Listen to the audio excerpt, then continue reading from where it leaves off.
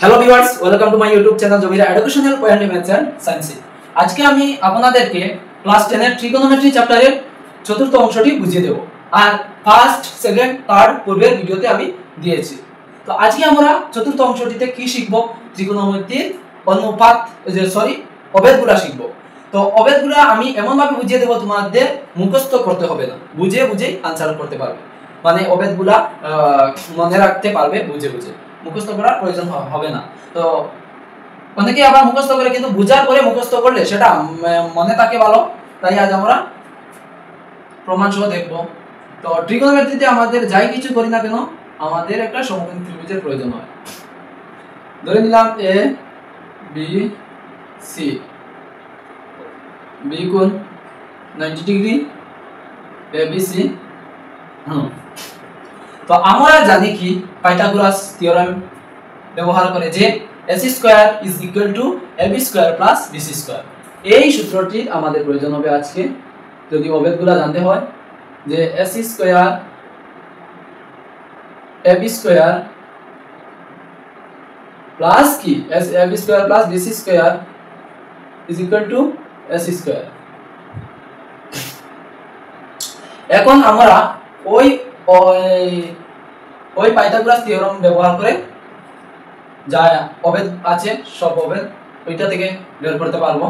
তো সেটা বোঝার আগে, আমি একটা আপনাদেরকে एग्जांपल ধরে নাও আমার কাছে 2 টাকা আছে, তোমার কাছে আছে 3 টাকা, ইজ ইকুয়াল টু কত? 5 টাকা। এটা তো সত্যি 3 + 2 5। এখন আমরা যারা অনেকেই জানি না যে উভয় পক্ষে অর্থাৎ সমান চিহ্নের উভয় পক্ষে সমান জিনিস দিয়ে গুণ করা যায়, প্লাস আর কি করা যায়? ভাগও করা যায়। তো আমি যদি ডান দিকে 5 গুণ করি, তাহলে কি করতে হবে? বাম দিকেও 5 গুণ করতে হবে। তো বাম দিকেও আমি 5 গুণ করছি। দেখো কি হয়? 5 * 2 10 plus 5 * 3 15 is equal two 5 * 5 25। 10 + 10 20, 5 25 is equal two 25। দেখো এই প্রমাণটা সত্য। আমি এখন আপনাদেরকে প্রমাণ দিয়েছি যে একটা সমীকরণের উভয় পক্ষে 5 দিয়ে গুণ করলে কি হয়? সমান আনসার বের হয়, অর্থাৎ এটা পসিবল হয়। দেখো 25 ইজ ইকুয়াল টু 25। এখানে তো 25 আর এখানে 70 বের হয়েছে না, এখানে তো বাম দিকে যাই বের হয়েছে। সমান চিহ্নের মানে কি? সমান চিহ্নের মানে তো বাম দিকে যাই থাকবে, ডান দিকে তাই থাকবে। তো আমরা দেখেছি বাম দিকে যাই ছিল, ডান দিকে তাইও বের করে দিয়েছে। তার মানে আমরা যে কোনো সমীকরণে উভয় পক্ষে সমান সংখ্যা দিয়ে কি করতে পারবো? গুণ করতে পারবো, না হলে ভাগ করতে পারবো। তো এখন যদি এইটা ক্লিয়ার করার জন্য আমি আরেকটা উদাহরণ নেই। আমার কাছে আছে 2 টাকা আর তোমার কাছে আছে 3 টাকা। এখন তোমার কাছে আরো 5 গুণ, অর্থাৎ তোমার কাছে আরো 60টা 2 2 + 2 + 2 + 2, অর্থাৎ 60টা 2 তোমার কাছে আরো অ্যাড হয়েছে। অর্থাৎ টোটাল কত হবে? 2 * 5, অর্থাৎ টোটাল হবে তোমার কাছে টোটাল 2 কটি আছে? 5টি, অর্থাৎ 2 * 5। 2 + 2 + 2 প্লাস এইভাবে 5টি 2 প্লাস লেখা, এর মানে 5 * 2। এইভাবে 3 * 5 লেখা হয়। তো আমরা প্রথমে দেখেছি 3 + 2, এখানে 3 + 2 দেখেছি 5। এখন দেখো যদি আমাদের নতুন করে অ্যাড করি তখন আমাদের এটা মান চেঞ্জ হয়ে যাবে। তাই এখানে কি করতে হয়? আমাদের এখানে যত গুণ করেছি সেখানে ততই গুণ করতে হয়, না হলে দেখো সমান হয় না। 5 * 2 10 প্লাস 3 * 5 15 ইজ ইকুয়াল টু 5 কি পসিবল? নো, 5 পসিবল হবে না। তো এখানে আবার দেখো 10 + 10 15 25 ইজ ইকুয়াল টু 5 তো পসিবল নয়। তো এই সমান চিহ্ন বলেছে যে বাম সাইডে যা আছে ডান সাইডে তা। 5 এর সাথে কত পূরণ করলে 25 হবে? 5। তো 5 * 5 25। দেখো ডান দিক আর বাম দিক সমান হয়ে গেছে। অর্থাৎ এর থেকে আমরা কি প্রমাণ পাই? যে কোন সংখ্যার সাথে যে কোনো সমীকরণে ডান দিকে আর বাম দিকে অর্থাৎ উভয় পক্ষে আমাদের সমান সংখ্যা দিয়ে ভাগ করতে পারি, গুণ করতে পারি। আর ভাগের ক্ষেত্রে একই হয়। আমি একটা ভাগের ক্ষেত্রে উদাহরণ দিয়ে বুঝিয়ে দিই। তো ধরে নিলাম 4 8 ইজ ইকুয়াল টু 8 4 কত 12। তো আমি সমান সংখ্যা দিয়া ভাগ করতাম বলেছি, ডিভাইডেড বাই 2 দিলাম। দেখো आंसर সমান চিহ্ন ভ্যালু মানে সমান চিহ্ন বলেছে যে বাম দিক আর ডান দিক সমান হবে, দেখবে সমান হয় 2 * 2 2 2 * 4 8 2 * 2 4 2 * 4 8 2 * 6 2 + 4 = 6 আর এটা পসিবল 4 + 2 6 = 6। তো দেখো আমরা প্রমাণ পেয়ে গেলাম যে একটা সমীকরণের উভয় পক্ষে একই সংখ্যা দিয়ে গুণ করতে পারি আর একই সংখ্যা দিয়ে ভাগ করতে পারি। তো এর থেকে আমরা এটা প্রমাণিত করলাম যে একটা সমীকরণে এটা একটা সমীকরণ ab² + bc² = ac²। এই সমীকরণে আমরা কি করতে পারবো, যে কোনো যদি আমাদের ইচ্ছা হয় 5 দিয়ে গুণ করতাম তাহলে উভয় পক্ষে 5 দিয়ে গুণ করতে হবে, এক পক্ষে করলে কিন্তু তার মিনিংটা চেঞ্জ হয়ে যাবে। হ্যাঁ, এখন আমরা উভয় পক্ষে করতে হবে। তো আমরা কি করলাম, ac² আছে ওই ac² দিয়ে আমার মন ইচ্ছা আমি যে এই সংখ্যা দিয়ে চাইবো সেই সংখ্যা দিয়ে উভয় পক্ষে গুণ করতে পারবো। তো আমি ধরে নিলাম ac² দিয়ে গুণ ভাগ করব। তো মনে প্রশ্ন আসতে পারে যে ac² দিয়ে কেন ভাগ করব, কেন আমরা 5 দিয়ে গুণ ভাগ করব না, কেমন না আমরা 2 দিয়ে ভাগ করব না। এটা ac² দিয়ে ভাগ করলে কি হয় প্রথমে এটা দেখো, তারপরে বুঝতে পারবে যে কেন আমরা দিই। ab² কে আমি ac² দিয়ে ভাগ করব প্লাস bc² কে ac² দিয়ে ভাগ করব is equal to ac² by ac²। তো দেখো ab² ac² অর্থাৎ এখানে কমন কে আছে, স্কয়ারটি আছে, তাই আমরা ab by ac কে ব্র্যাকেটের উপরে দিতে পারি plus bc by ac common দিতে পারি square is equal to ac² by ac²। যে কোনো সমান সংখ্যা যত 1 কোটি টাকা হয়ে যায় 1 কোটিকে 1 কোটি দিয়ে ভাগ করলে কত হবে 1, তো পাই কত 1। তো এখন দেখো ab by ac K ab by ac কোন সাপেক্ষে, ab by ac টা কোন সাপেক্ষে হবে sin আর কোন সাপেক্ষে হবে cos। এই দুই বাহুর অনুপাত অর্থাৎ ab by ac টা কোন সাপেক্ষে হবে sin আর কোন সাপেক্ষে হবে cos। তো যদি আমরা কোন সাপেক্ষে ধরে নিই তাহলে কোন সাপেক্ষে সবগুলা ধরে নেব, আর যদি কোন সাপেক্ষে ধরি তাহলে আমরা সবগুলা কোন সাপেক্ষে ধরব।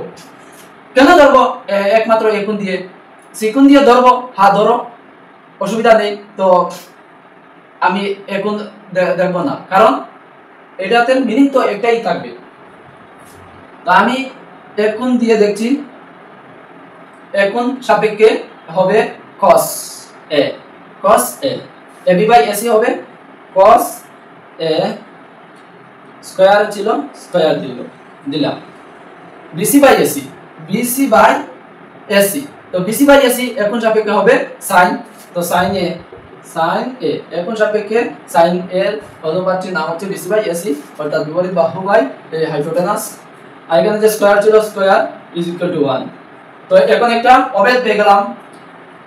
এই অবেদটা কি, যে cos square a plus sin square a is equal to 1। যদি আমরা এই কোণের মান থিটা ধরে নেই থিটা, তাহলে আমরা বলতে পারবো যে cos square theta plus sin square theta is equal to 1 অর্থাৎ কিটা, যে থিটার মান যদি 45 30 60 এই সব যদি ধরি তাহলে আমরা 1 পাবো। যদি থিটার মান 30 ধরি তাহলে cos square 30 degree plus sin square 30 degree মান কত হবে 1 হবে। প্রথম কি পেলাম, প্রথম অবেদ পেলাম। এখন আমরা নেক্সট যে অবেদ আছে সেই অবেদটা লিখব। এই অবেদ মনে থাকবে তো, যে cos square theta plus sin square theta is equal to 1। এখন আমরা cos স্কয়ার a বলবো না কেন, বললে কোনো অসুবিধা হবে না এমন, তবে বলবো না কেন, কারণ কোন ত্রিভুজে কি লেটার দিয়ে চিহ্নিত করা হবে তো জানি না। তো আমরা কি করব, ওই কোণকে থিটা বলে ওই থিটা সম্বোধন করব। তখন কি হবে, তুমি ওই বাহুটির নাম সিও দিতে পারো, ডিও দিতে পারো, পিও দিতে পারো, কিউ দিতে পারো, মানে অন্য ত্রিভুজের ক্ষেত্রে এটা তো যা একটা অভেদ হয়ে গেছে, যে কোনো ত্রিভুজ সমকোণী ত্রিভুজের ক্ষেত্রে ট্রিগোনোমেট্রিতে ব্যবহার হবে। তো এই জন্য আমি থিটা বলেছি, বা মুখে বলতেও একটা সুবিধা হয় যে sin square theta plus cos square theta = 1। তো এখানে কি ছিল a। এখন আমরা দেখো নেক্সট হবে। তো আমি আগে বলেছিলাম যদি 5 দিয়ে গুণ করি তাহলে কি হতো, এটা কেন করি না, আর আরো ইত্যাদি ইত্যাদি সংখ্যা আছে সেগুলো দিয়ে করি না কেন, এগুলো দিয়ে আমাদের করার কোনো প্রয়োজন নাই।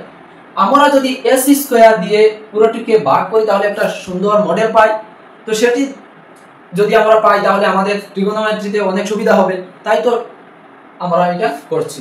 এটা 5 দিয়ে গুণ করে আমাদের প্রয়োজন নাই, এটা প্রয়োজন নাই, এটা করে লাভ নেই। এখন আমরা কি করব, s স্কয়ার দিয়ে একটা অনুপাত পেলাম, মানে s স্কয়ার পুরো সমীকরণে ভাগ করে। এখন আমি bc বা ac দিয়ে ভাগ করে দেখি কি অনুপাত কি অবেদটি পাই। আমি ধরে নেই আচ্ছা bc, ab স্কয়ার কে bc স্কয়ার দিয়ে ভাগ করব, plus ab square sorry bc square কে bc স্কয়ার দিয়ে ভাগ করব is equal to s square কে কি দিয়ে ভাগ করব, bc স্কয়ার। অর্থাৎ আমরা উভয় পক্ষে সমান জিনিস দিয়ে ভাগ করেছি। সমান জিনিস কি, bc স্কয়ার ডান দিকেও bc স্কয়ার দিয়ে ভাগ করেছি, বাম দিকেও bc স্কয়ার দিয়ে ভাগ করেছি। তো এখন আমরা কি পাই যে ab by bc square plus bc square by bc square is equal to 1। ac by bc square.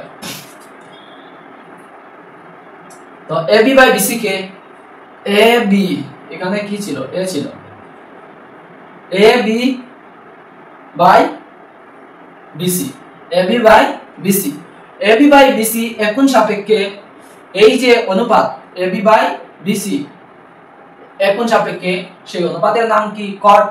সেই অনুপাতের নাম কি, কট। তো এটা কিভাবে কট পেলাম এটা তো এখানে বলার প্রয়োজন নেই, কারণ আমি আগের পূর্বের ভিডিওতে আমি দিয়েছি কট কাকে বলে, মানে কট অনুপাত কিভাবে বের করা যায় এই সব। তো এখন আমি কট স্কয়ার a, এইখানে স্কয়ার আছে স্কয়ার দিলাম, plus 1 is equal to ac by bc এখন সাপেক্ষে ac বাই bc কে cos sec স্কয়ার কে cos স্কয়ার এখন সাপেক্ষে। তো আমরা পেলাম যে এটাকে যদি আমরা থিটা ধরি, থিটা মান থিটা ডিগ্রি বা থিটা, তো cot square theta plus 1 is equal to cos square theta.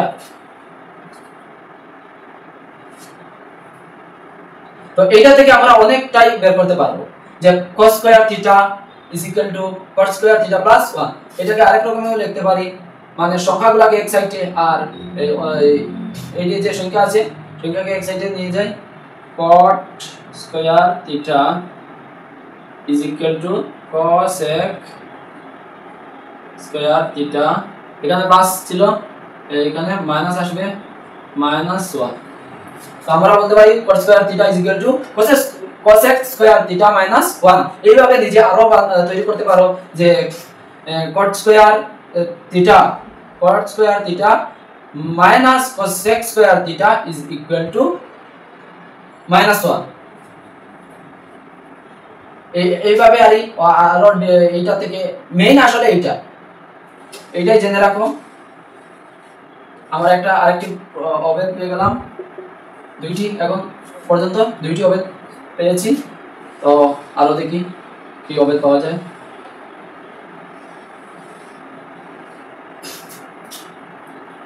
আরেকটা হচ্ছে এসি দিয়ে ভাগ করে দেখেছি কি পাই দেখলাম, তারপরে বিসি দিয়ে দেখেছি, এখন এবি দিয়ে দেখবো কি পাই, কি অবেদটা পাওয়া যায়।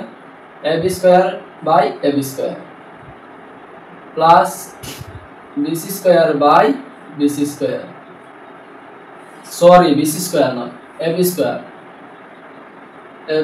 is equal to ac square by ab square. তো ab স্কয়ার কাটে আমরা পাই 1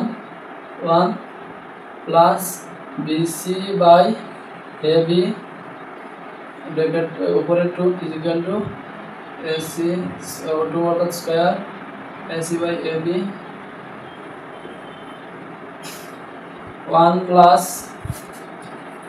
BC by AB BC by AB তো বিসি বাই এবি হচ্ছে থিটা কোণ সাপেক্ষে এ কোণ সাপেক্ষে বিসি বাই এবিটা হচ্ছে এই tan a বা tan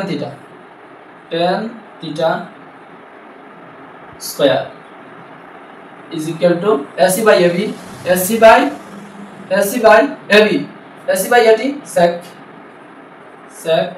থিটা মানে স্কয়ার আছে স্কয়ার থিটা তো এটাকে এই এখন আমরা মূল যে এটি পেয়ে গেলাম এটা থেকে অনেক রকমের সাজাতে পারো এই sec এখানে আছে এই tan কে এখানে নিলে মাইনাস হয়ে আসবে তো তখন হবে sec square theta minus tan square theta is equal to 1 এটা লিখে দিই sec স্কয়ার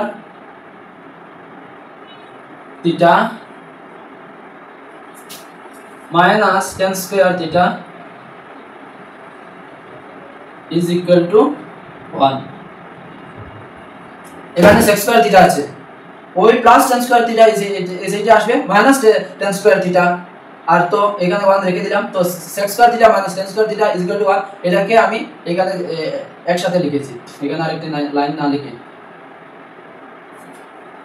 যদি তোমরা কোনো অসুবিধার মধ্যে পড়ো তাই আমি আরেকবার লিখে দিচ্ছি যে প্রথমে কি করো এই বাম দিকে আনো sec square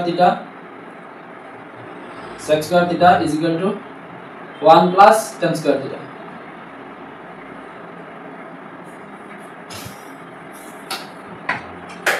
তারপরে sec square theta tan square theta কে যদি এদিকে মাইনাস করে আনো তাহলে হবে minus tan square theta r is equal to 1 তো এইভাবে একটা থেকে আরেকটা মানে এটা করতে পারো এটা তোমরা করবে তো মেইন যে এগুলা আমি শিখিয়ে দিয়েছি কিভাবে তোমরা করবে তো এখনো পর্যন্ত আমরা কতটি করলাম দুইটা অবেদ পেলাম 1 plus tan square theta is equal to sec square theta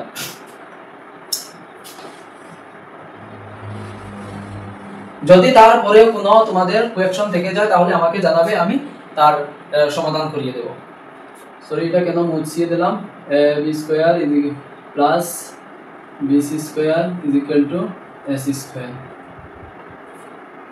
এখন আমরা ab দিয়েছি bc দিয়েছি ac দিয়েছি তো আমাদের তিনটি কমপ্লিট হয়ে গেছে আমরা এই তিনটি দিয়ে উভয় পক্ষে ভাগ করে আমরা যেগুলা পেলাম তো তোমরা দেখলে তো আমাদের কমপ্লিট আজকের 4 নম্বর অংশটি আর ট্রিগোনোমেট্রি ক্লাস 10 এর পুরো সম্পূর্ণ যে কনসেপ্টগুলো ছিল আমার পক্ষ থেকে পুরোপুরিভাবে কমপ্লিট তোমাদের যদি কোনো প্রশ্ন থাকে তাহলে আমাকে কমেন্টে জানিয়ে দেবে আমি তার সমাধান করিয়ে দেব কোনটি না বুঝো আমি সেটি দিয়ে আরেকটি ভিডিও তৈরি করব আর আমি কনসেপ্টটা কিন্তু খুব ভালোভাবে বুঝিয়ে দিয়ে দিচ্ছি